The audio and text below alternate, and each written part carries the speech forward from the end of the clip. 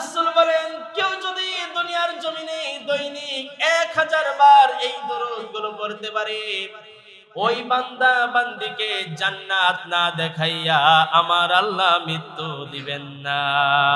সুবহানাল্লাহ। জান্নাতকে না দেখাইয়া তার চোখের সামনে আমার আল্লাহ তাকে মওত দিবেন না, বলুন সুবহানাল্লাহ। কি পাওয়ারই দরুদ! এই দরুদ যারা বেশি বেশি পড়বে তাদের রিজিকের অভাব হবে না। এই দরুদ যারা বেশি বেশি পড়বে তাদের টাকার অভাব হবে না। এই দরুদ যারা বেশি বেশি পড়বে তাদের টেনশন দুর্দশা তিনি দূর করে দিবেন। তিনি কে?